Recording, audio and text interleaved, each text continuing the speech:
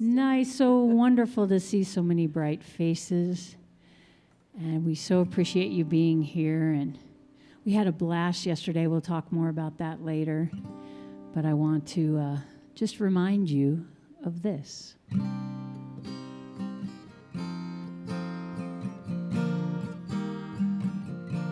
We're here to remind you of your magnificence, to help you awake to all the wonder that you are. We long to show you all the joy you're worthy of. We're here to remind you how much you're truly loved.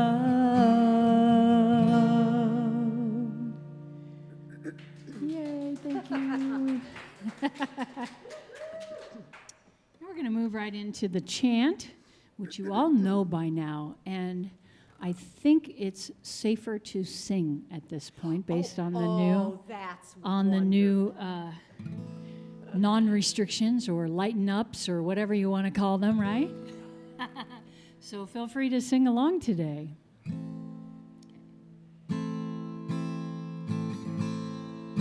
Oh, Mother God, flowing through our hearts, we give thanks for the bread of our lives, for the hands in the earth and the fruit of your womb. Oh, Mother God, blessed be. Oh, Mother God, blessed be. Oh, Mother God, thank you for this day, for the love that you wash over me, and this joy in my heart I will share with the world. Oh, Mother God, blessed be. Oh, Mother God, blessed be. Oh, Mother God, flowing through our hearts, we give thanks for the bread of our lives and the hands in the earth and the fruit of your womb. Oh, Mother God, blessed be. Oh, Mother God, blessed be. Oh, Mother God, thank you for this day, for the love that you wash over me, and this joy in my heart I will share with the world. Oh, Mother God, blessed be. Oh, Mother God, blessed be. Oh, Mother God, blessed be.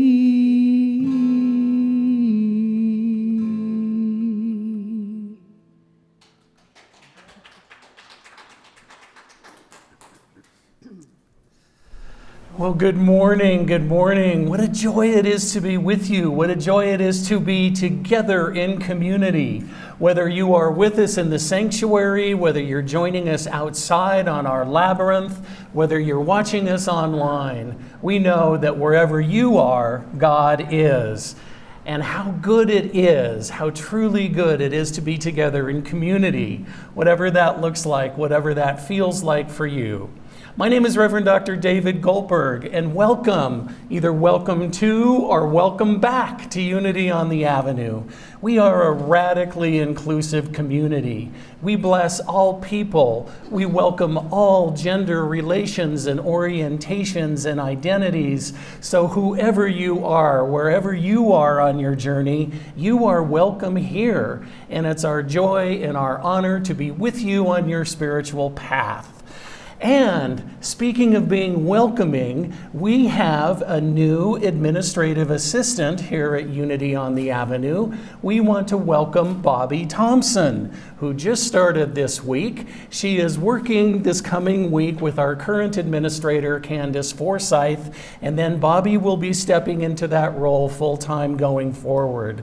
So we love and we bless and we honor Candace, Thank you for all you have done, for your consciousness, for your skill, for your knowledge, for all you have brought to our community. And we bless you as you step into your greater yet to be, knowing that it is perfect for you and that we will stay connected in so many ways.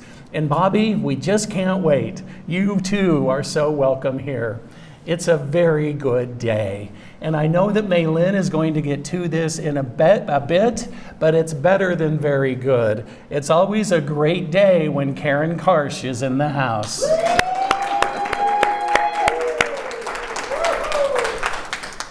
So next coming up is our gong bath on both May 25th and June 6th, and that's with Greg Wilkins. If you haven't experienced it, it's amazing. It really is. So please join us for that.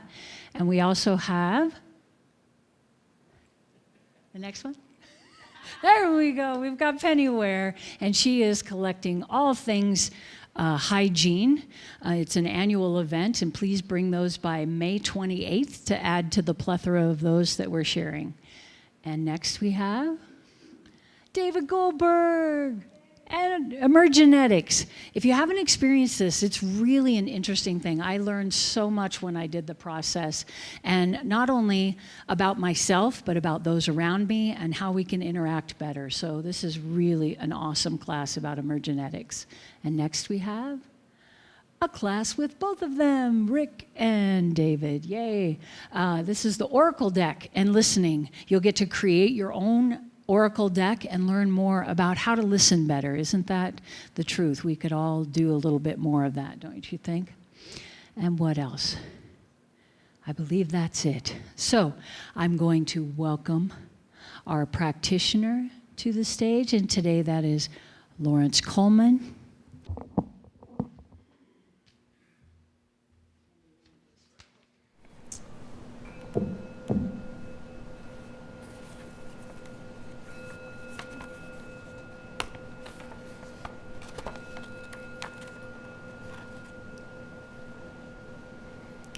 Good morning, Unity on the Avenue, and thank you for being with us today in person and online.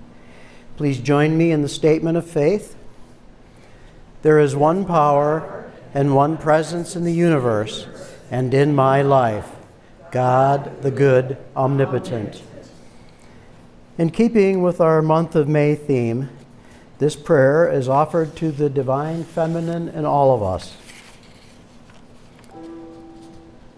O cosmic birther of all radiance and vibration, soften the ground of our being and carve out a space within us where your presence can abide.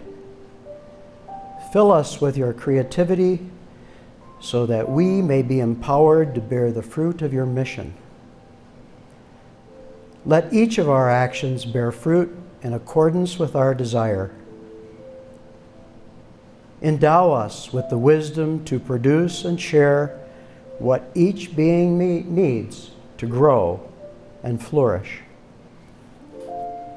Untie the tangled threads of destiny that bind us as we release others from the entanglement of past mistakes. Do not let us be seduced by that which would divert us from our true purpose, but illuminate the opportunities of the present moment. For you are the ground and the fruitful vision, the birth, power, and fulfillment, as all is gathered and made whole once again. Translated from Aramaic, and so it is.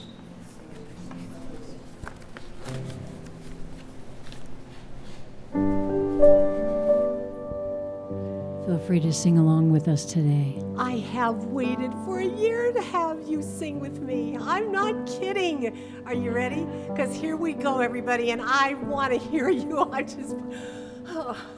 Surely the presence of God is in this place. I can feel the mighty power and the grace.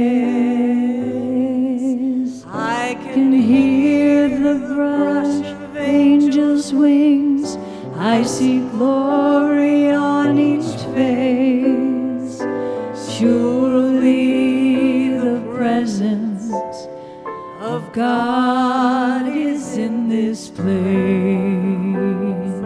Beautiful. Here we go again. You ready? Here we go. Hang on. Here we go. Surely the presence of God is in this place. I can feel the mighty power and the grace. I can hear the brush of angels' wings. I see glory on each face. Surely the presence of God is in this place.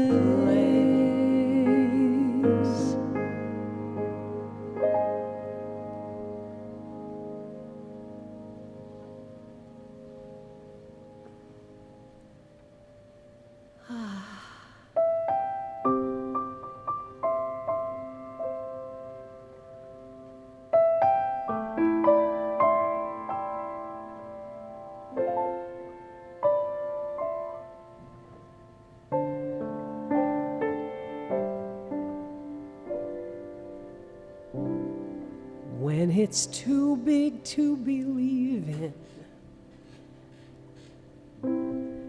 and I feel so alone, nothing's right, nothing's clear, and it's too big to conceive in.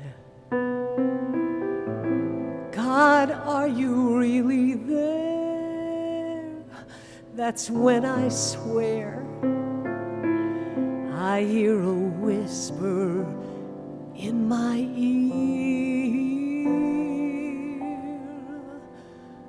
I am here, right where you are, part of every mountain,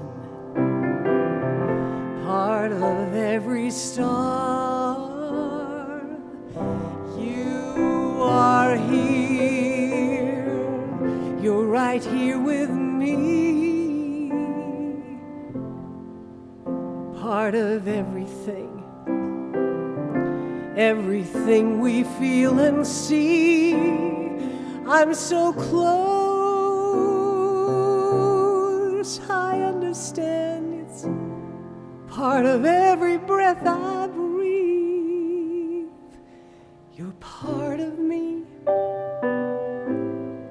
and you will always be. I can hear you say, I am here.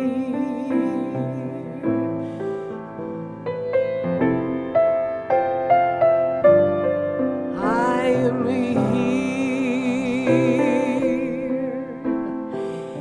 I'm here right where you are. Part of every mountain, part of every star. You are here, you're right where I am. Part of every ocean, every single grain of sand. You're as close as the very breath I breathe. Part of you, and I will always be. When it's too big to believe in, and I feel so alone, nothing's right, nothing's clear. When it's too big to conceive in, oh God, are you really there? That's when I swear I hear a whisper in my ear.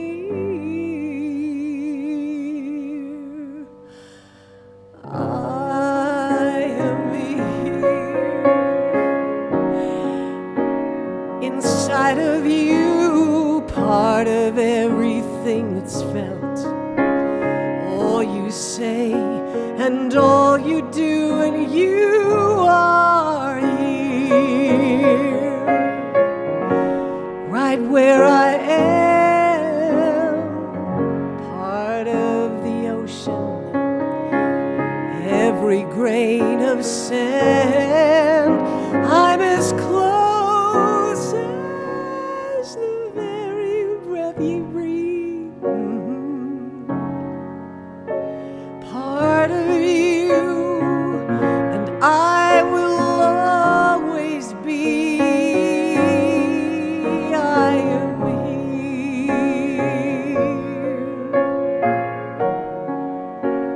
I am here.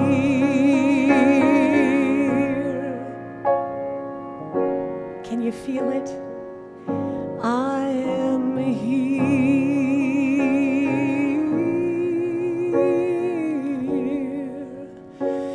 and I will always be.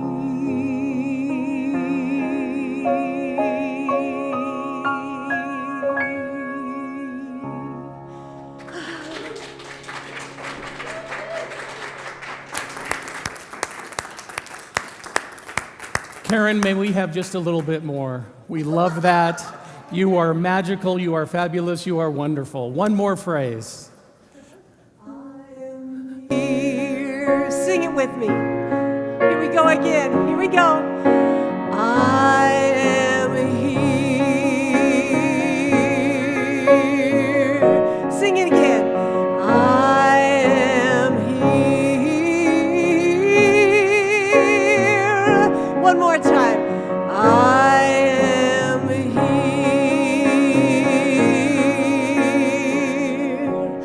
and I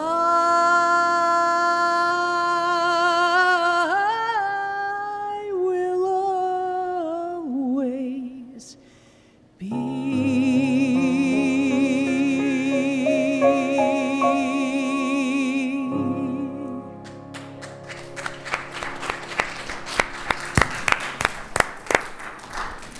Our work here is complete. Thank you for coming. Oh my goodness. What a perfect and glorious expression of the divine feminine. Karen, we bless you, we love you, we honor you, we are so grateful for you. Thank you for joining us.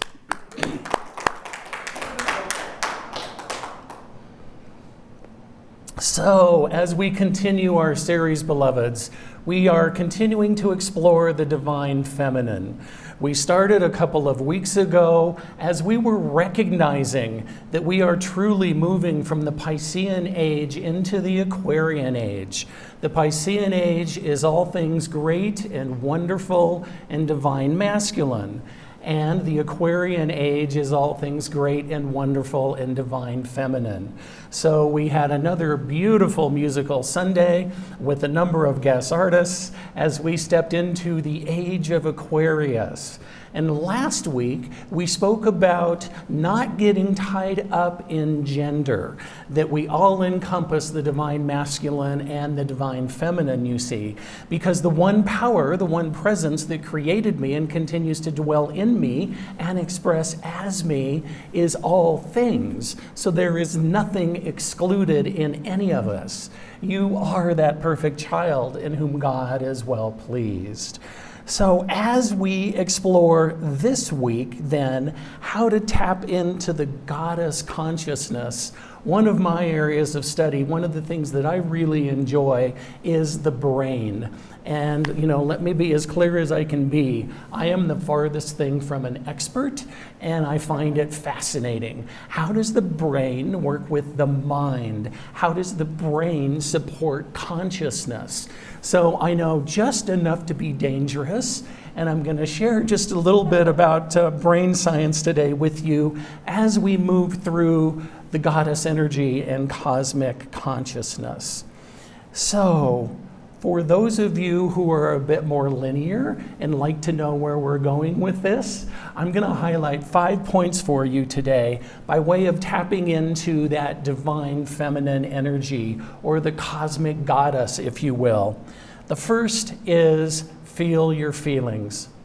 The second is honor your intuitive impulses, or honor your intuition.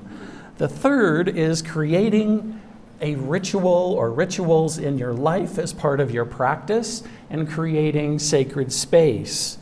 The fourth is connecting with the wisdom of your body. I think we have all heard at some point on our journey, your body knows. And that is true. It can be no other way. And then the fifth piece we want to talk about is how to consecrate stillness and honor your inner voice. So buckle up, hold me accountable. Hopefully I'll get to 5 points within the next 5 hours. We're not that kind of church. We bless the folks who enjoy that. We're not that kind of church. So first of all, feel your feelings. You know, oftentimes our minds are so good and so sharp and so bright and so tuned in that we know what we think. And also, often, many of us are not shy about sharing that, including me. Hopefully, most of the time appropriate, sometimes not. But the invitation is today is not about what I think, but what I feel.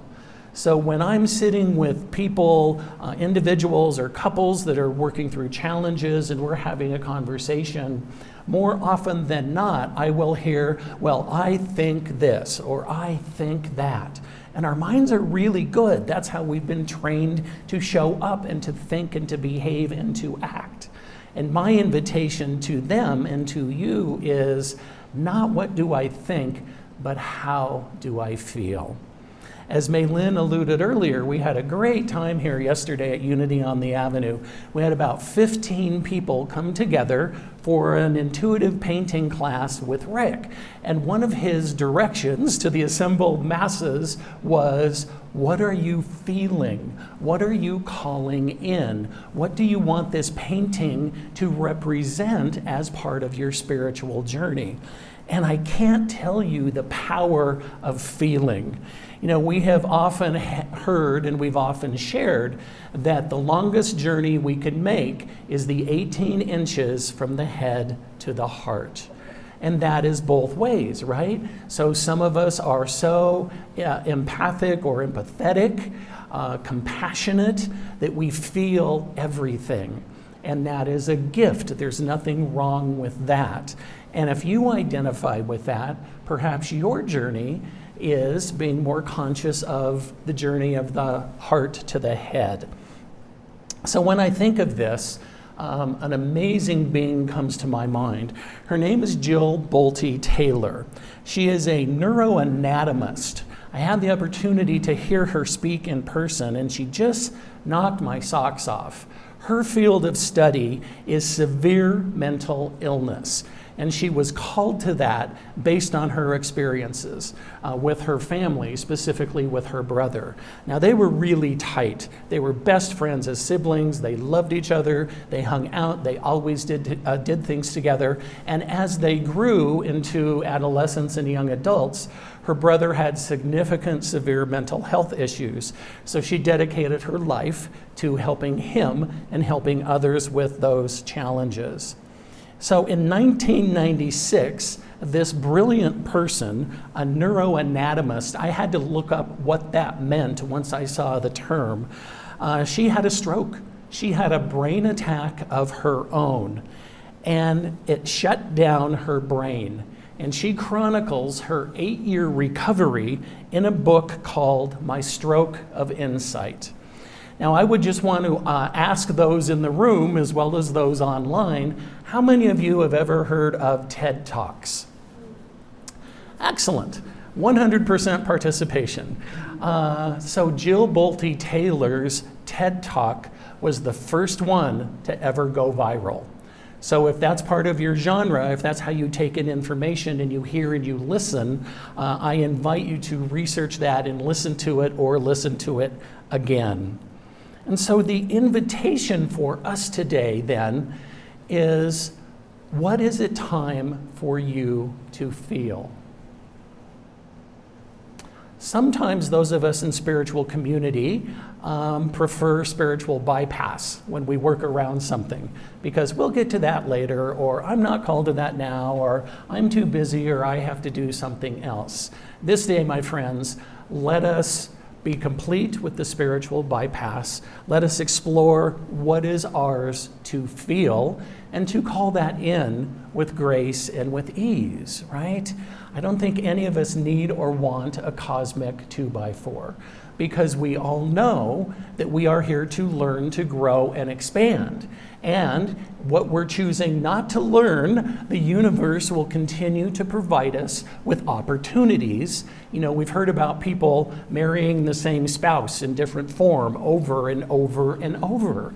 Well, they can't help it. That's part of their soul journey. That's the universe saying, well, you're getting close, but you haven't quite learned this lesson yet. So, what is yours to feel in this day? The second piece is to honor your intuitive impulses. You know, as part of the class again yesterday, Rick did such a tremendous job. And one of the things that I really appreciate is people, so, you know, some people are, well, I can't paint, well, I can't do this. Well, you know, bless you in arguing for your limitations. And what I would suggest to you is that we are all creative, whatever that looks like, however that expresses, right? We have a friend who's a brilliant accountant, and she is legally creative when she is doing all of her work with what is hers to do in the world. We now have another friend who's a professional organizer, and he's creative when he helps somebody clean a closet. So rather than saying I'm not creative, how about I'm creative in different ways? I'm creative when I take my dog on a different path every time we go on a walk. I'm creative when I add different spices to whatever I'm cooking.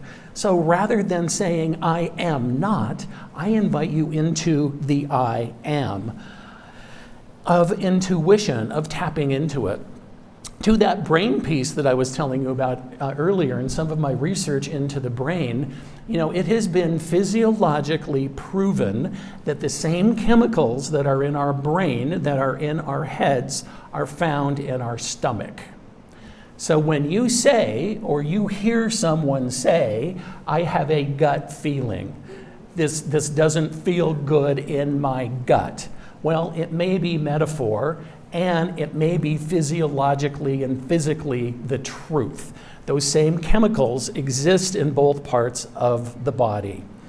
So another neurosurgeon, I don't know how I got on this neurosurgeon path, but they're doing some great work, by the name of Eben Alexander. And if you're Googling, it's E-B-A-N. And I had a chance to sit with Dr. Alexander and write a story about his journey particularly. His book is called A Neurosurgeon's Journey into the Heart of Consciousness. Now, there is so much wrong with that sentence, right? A scientist claiming something other than science, where everything is proven in fact. And I will just offer you a couple of quotes that just hit me in my gut, in my solar plexus. Dr. Alexander writes, choices and outcomes are transformed by a greater awareness through strong heart connection and soul perspective. I love that. If you do nothing else this week, I invite you to sit with that phrase, that concept of soul perspective. What does that mean to you? The second one is activate the heart's crucial role in balancing the linguistic brain. He said that so much more eloquently than I did earlier. That's the head and the heart connection. And here we have an endorsement by a neurosurgeon. So in addition to being a neurosurgeon, he's an author, and he contracted acute bacterial meningioencephalitis. That's going to be a good one on Jeopardy, right? and there is a 10% chance of survival. So once they knew when he showed up at the ER, within 4 hours, he was in a coma and on a ventilator for 7 days. Now, as if that wasn't enough, while he was in the hospital, he also contracted or started to show symptoms of E. coli meningitis. Now, he contracted this because he was doing his work as a coordinator for a global research project focused on ultrasound surgery. So here's a being that is so capable, traveling around the world, serving humankind, and boom, he gets zapped. So fast forward then a few months, he made a remarkable and complete recovery, and he chose to write about it and elaborate on his rich odyssey from deep within his coma. Again, what a fascinating perspective for a neuroscientist. He's writing about what we might say is being unconscious and his journey and what that looked like and what that felt like. So, sometimes apples don't fall far from trees. His son, Eben Alexander IV, is also a neurosurgeon, and he encouraged his father in supporting him about this work to write about his experiences, to capture what he wanted to capture and what he wanted to share before he did more research, right? Because he's all over it. And what did I experience? And have other people experienced it? And what does that mean? And what does that look like and feel like? Well, he didn't necessarily appreciate the direction, but he followed it. So he listened, he captured his thoughts and ideas before he jumped into additional research. Now for me, what that looks like in trusting my intuition is I've got a bachelor's in journalism and public relations, and my first master's is in communication. And right out of school, I had an interview. I landed this great job interview with McDonald's corporate just out of Chicago, Illinois. So I was getting all set, I was all hot, I was all wound up in myself and of myself and about myself, getting ready to fly to Chicago. I'm gonna be in corporate PR with McDonald's. And my mom made her transition. So this was supposed to be 10 days later. And it was long before I had done a lot of the spiritual work that I have done now. And in thinking about that, maybe it was grief, maybe it was higher power, maybe it was whatever it was. But I was called to cancel that interview. I said, I'm sorry, I'm not going to be able to make it. And for whatever reason, we just never rescheduled it. So my friends, instead of being a minister, I could have been the fellow who followed Ronald McDonald around the world with his speaking points. So, God has a sense of humor. So what does intuition look like to you? What is your intuition telling you? What is that still small voice within that's gnawing at you, that is suggesting things that you have yet to pay attention to? Open up, acknowledge that divine feminine energy. We all have intuition. We are born with it. It can be no other way. And sometimes our human walks take that out of us. So how are you choosing to embrace your intuition and consciously partner with that? The third thing we want to talk about with regard to the divine feminine and being more conscious of that and calling that into our lives is creating ritual and sacred space. And I invite you to consider that all of our life is a ritual. We have things that we do automatically. Whether we wake up and make our bed, or wake up and choose not to make our bed, or whatever our morning routine looks like. Maybe it's coffee, thank you, Lisa. Maybe it is so many other things that we engage in, large and small. All of life is a ritual. So what would it look like if you were more conscious of the rituals in your life and what you do and what you created? Speaking of ritual, last week I shared that my niece and her husband were going to have their first baby.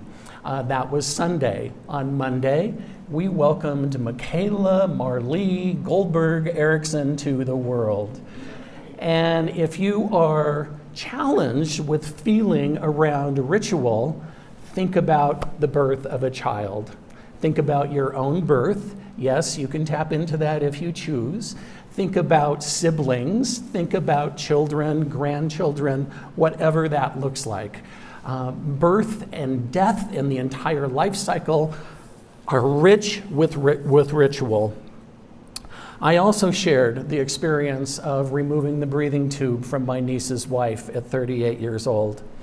And just prior to that, before we were ready to donate her organs, the family asked me to do a bedside ritual for her. And so I did. I did a ritual with her parents, with her siblings, with my nephew, with my 4 nieces, with some people from our extended family. And they were very specific. They said, David, while Morgan wasn't a practicing Episcopalian, that's how she identified. In her soul, in her heart, that's who she was. She loved the ritual, she loved the church, she loved the incense, she loved everything about it. So can you do the last rites from the Episcopalian tradition? And I said yes. And I knew nothing of the last rites of the Episcopalian tradition. And thank you for the chaplain at the hospital who helped me with that. That was a beautiful and moving ritual that I will never forget. And this time of year, our lives are full of graduation.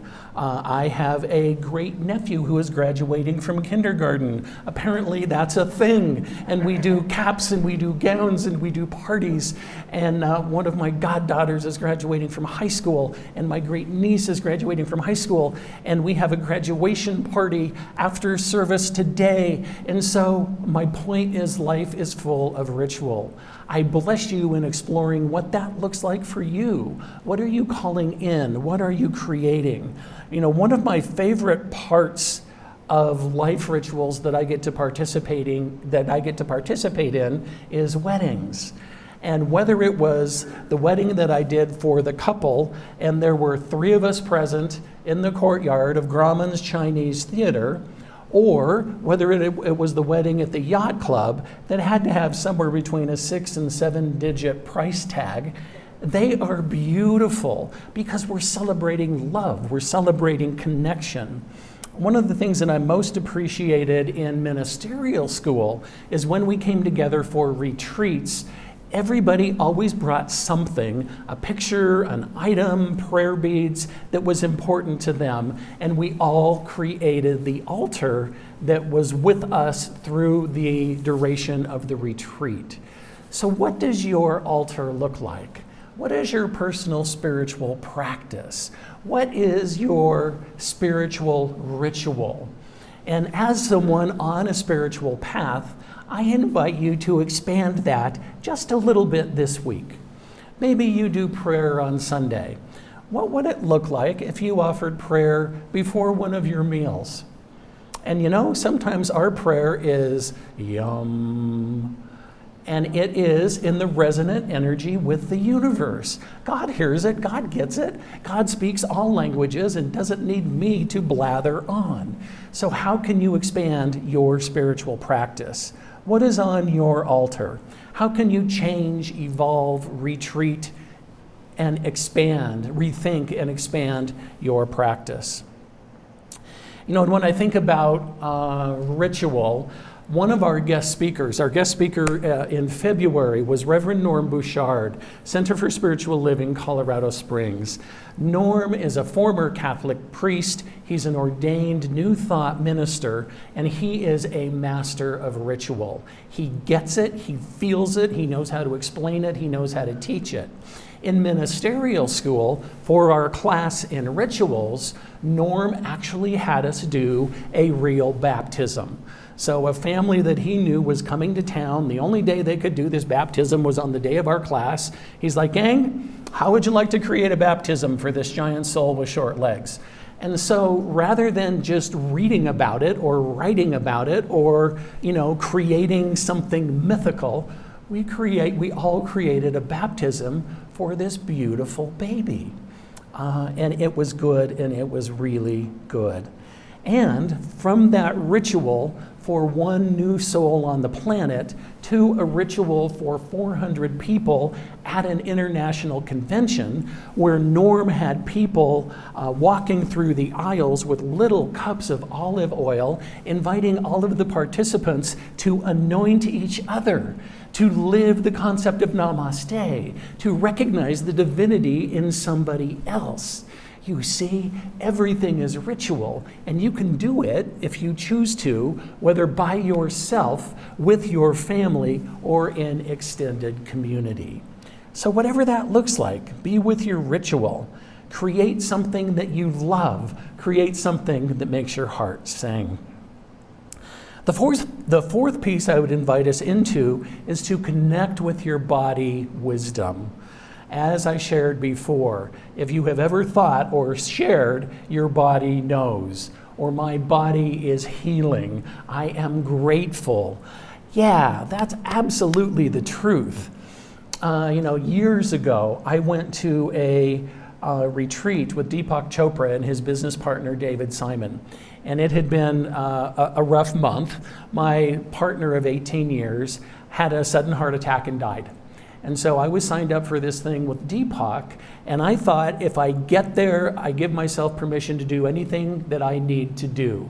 So I showed up, and they were taking us through this meditation. So I laid on the floor, I put my feet on the chair. They're doing this beautiful meditation with Deepak Chopra, and I fall asleep.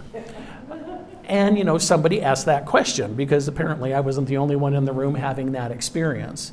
And Deepak was so kind, Deepak, first name basis, he was so kind and so loving, and he said, everybody gets what they need. If you are in this space, you are conscious of your spiritual journey. And if you are with us through the meditation, through the guided meditation, perfect. And if you wander off and do your own thing in the meditation, awesome. And if you fall asleep, that is what your body needs. So I invite you into that space. We all get those messages. Some of us are more tuned in than others, and we can fine-tune that frequency. You may not know that Weight Watchers started as a little regional organization right here in Denver, Colorado. And I had some friends who were involved years ago, and one of the mantras of Weight Watchers to help people get more focused in their eating and their abilities to concentrate on that, one of their mantras was 2 seconds in your mouth, 2 minutes in your stomach, 2 years on your body. I was like, well, that's awesome if that works for you, and I'm not calling that in, because I eat a lot of stuff that I love, and I don't necessarily need to carry it for 2 years or more. So what are the messages that you're telling yourself, right? What are the mantras the tapes that you continue to run? On the other end of that emergenetic spectrum, I have a good friend who eats and eats and eats. I mean, I eat a lot, and she eats more than I do. And she is extraordinarily slender. And I said, how do you do that? And she's not a huge workout person. I said, how do you do that? And she said, my body knows exactly what to do with everything I eat. Now, what if we embraced that mantra? So whatever is there for you, my friends, listen to what your body is telling you that it wants and that it needs more of. Finally then, the fifth element is consecrate stillness and honor your inner voice. We all have it. We know it's there. Some of us pay attention to it. Some of us haven't listened for years, and I understand that. And what does that mean? Sometimes I am wide awake at 3 or 4 in the morning, and I just get up and go with it. And I do my meditation, I do my prayer work, I do some chanting, I think about my talks, and that is the creative and wonderful time for me. That is my body telling me that is when I'm at my apex, when I can listen to that.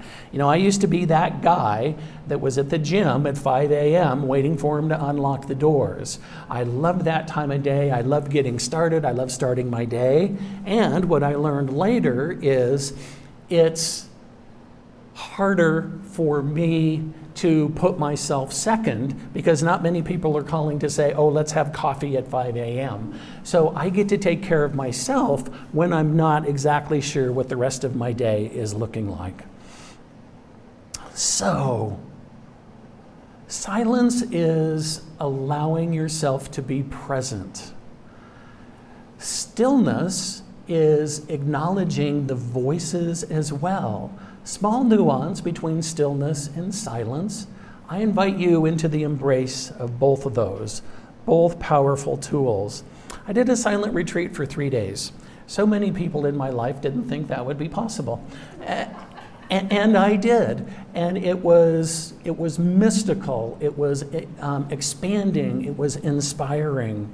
So whatever that looks like for you. You know, we are coming up on the year anniversary in August of the transition of my dear friend, Reverend Dr. Kathleen Lenover. And one of the things with Kathleen that still sticks with me, she told an amazing story, whether a joke or whatever it was, and she laughed at herself all along the way, regardless of what you thought about it. She was having a really good time with her story. And one of her favorite stories is when she was a nun. She entered the what's the word I'm looking for? The convent, thank you, with your sister as a nun. She entered the convent when she was 18 or 19, right out of school. And she shared the story of being a young novice, and speaking of silence, they had hours of silence from 8 p.m. to 8 a.m. every day. Everybody was supposed to be silent. And so, you know, Kathleen being Kathleen, she goes marching into the bathroom and she's gonna take a bath and so on and so forth. And they also had a rule that their heads had to be covered all the time. So her head is covered, she's marching into the bathroom, and the first thing she sees when she walks in is the Mother Superior in the bathtub. Well, that's not unusual in a bathroom, but the Mother Superior didn't have her head covered. So there's this beautiful being in all of her glory in the bathtub in charge of all of these women, and the only thing she can think of is to take her washcloth and put it over her head. And Kathleen just loved telling that story. And of course it got bigger and it got better and it got broader. And the point is, what is your balance between doingness and beingness and stillness? There's no wrong answer. Just be conscious of your decision and what you're stepping into with that. And don't be wound up on the semantics. Is it stillness? Is it doingness? Is it beingness?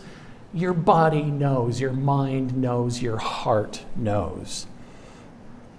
So, my friends, as we embrace the goddess energy, feel your feelings, honor your intuitive impulses, create rituals and sacred space for yourself and those in your life, connect with your body wisdom, and consecrate stillness and honor your inner voice. Give your mind a chance to catch up with your body.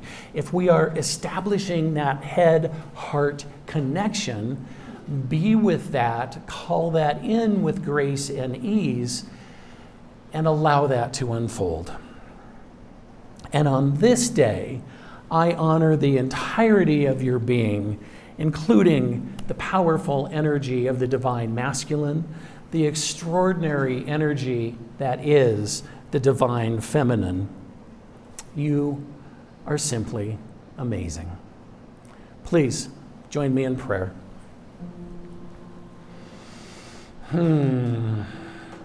So continuing in the beautiful space that has been so brilliantly established by all of the beings on this platform today, I know that the one power, the one presence is in, around, and through it all.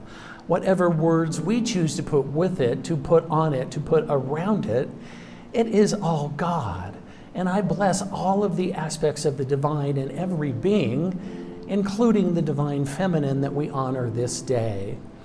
The mystical, the passion, the compassion, the expression, the love in action, the justice, And I just say yes and thank you. Thank you, God, for all of these elements, for all of these truths in me and in every being within the sound of my voice. For what I know is that it is not possible for anyone or anything to be separate from the divine, whatever we label it or him or her or them, whatever the label, it's not possible to be apart from. So I bless it.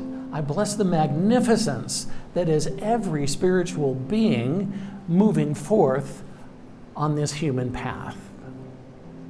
And on this day, I give great thanks for the Divine Feminine at Unity on the Avenue, expressing as the Labyrinth, expressing as our grounds team, expressing as our chaplains, expressing as our music team, expressing as our AV support. It is all good, it is all flowing, and Spirit is in, around, and through it all. And so I simply say thank you. I say thank you, thank you, thank you. I release into that amazing alchemy of love and logic known as the law, knowing that it was done before it was spoken. And as we move forward then, I know peace. I know all of those characteristics of the Divine Feminine because in any other terms, they are qualities of God. I release, I let go, I allow it to be. And we ground this together by saying, and so it is, and so I am, and so we are.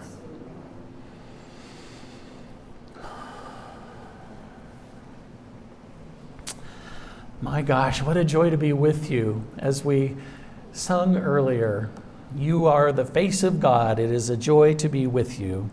And on this day, we now have that time to step into conscious giving, where we support, where we are spiritually fed, where we offer our gifts and our tithes and our offerings, whatever terminology you use. We know that money is God in action, and we bless you, and whatever you offer, we know is returned to you manyfold. And we take those gifts humbly and with intention. And please, join me in blessing before we get there. For those of you in the sanctuary, we are still not passing the basket quite yet. We do have baskets at the back of the sanctuary, and we are so grateful for your offerings. And as you can tell from the slides and the information on the screen, there are many ways for you to give. You can do anything that works for you. Most recently, we are accepting PayPal. Just type in our email address, unityontheavenue@gmail.com, and we will gratefully receive whatever you choose to offer.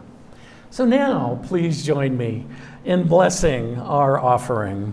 Divine love, through me, blesses and multiplies all that I am, all that I have, all that I give, and all that I receive.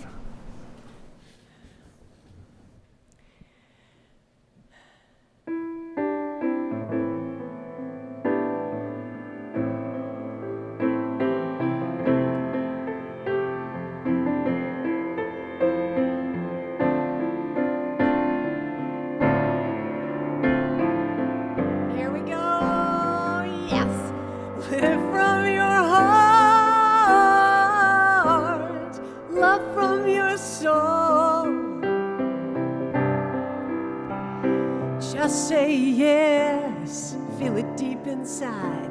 Let your feminine side show. Live from your heart, love from your soul. Just say yes, feel that connection grow.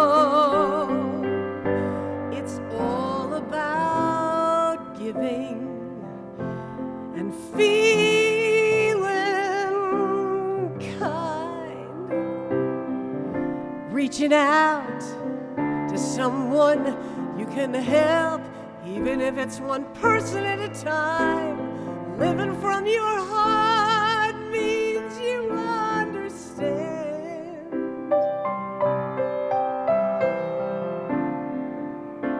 reaching out, doing what you can. Live from your heart, love from your soul. Just say yes, go on, let your tenderness show. Live from your heart, live from your heart, love from your soul. Just say yes, let your tenderness show. Well, it's all about loving with an open mind. Seeing someone through someone else's eyes, even if it's one person at a time. Living from your soul means that you understand. Deep inside, there's part of us that's all the same. We reach out and lend a hand. Live from your, live from your, live from your, live from your heart. If you believe it, say yes. Live from your, live from your, live from your, live from your heart. Say yes again. You got it. Live from your, put your hands together. Live from your, live from your heart. You know what to say. Ha ha. Live from your, live from your, live from your, live from your heart.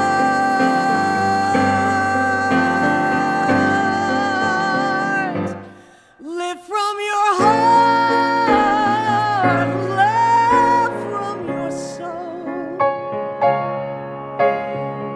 Just say yes, let your feminine side show. Live from your heart, love from your soul. Just say yes, let your tenderness show. Want to go there one more time? I do. Here we go, here we go. Live from your, live from your, live from your, live from your heart. Yes? Woo! Live from your, live from your, live from your, live from your soul. Yes! Woo! Live from your, live from your, live from your, live from your heart. Tell me. Live from your, live from your, live from your, live from your heart.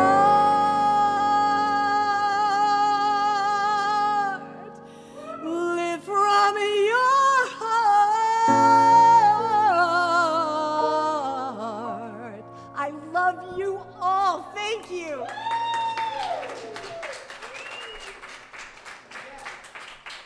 Just a reminder for those of you who participated in the painting class yesterday, your masterpieces are now dry. So Lisa and Robert and Rick and Donna Lynn and May Lynn, and if I'm missing anybody, Opal, of course, the masterpiece. Please pick up your paintings whenever you are complete here today. And life is good. If not, we just might put them on the wall. So we will see what that looks like. So now, please join me as we bless the children of our community and the children of the world. Let's rub our hands together and create some of that wonderful UOTA magic. And join me in our blessing. You are loved, special, and important. We see you and bless the divine being that you are. And that is the truth.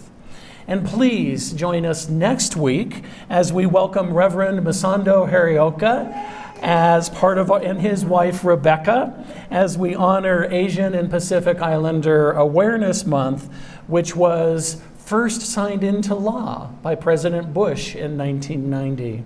So we welcome Reverend Masando, we bless Rebecca. They have just made a public announcement that they are complete with their experience at Mile High Church, and they're going to be relocating to the Portland, Oregon area. So thank you, Spirit, for allowing us this opportunity to connect with these delightful beings before they leave our physical community. And as was shared earlier, Emergenetics on June 5th, it's going to be great.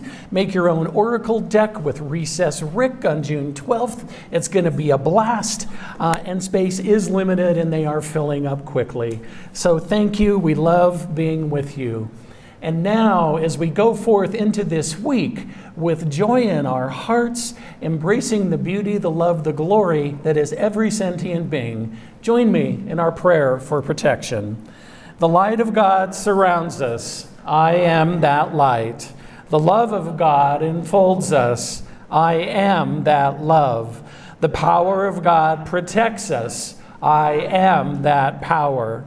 The presence of God watches over us. I am that presence. Wherever we are, God is. Go and is well. Forgive me. Go in power. Go in peace. I am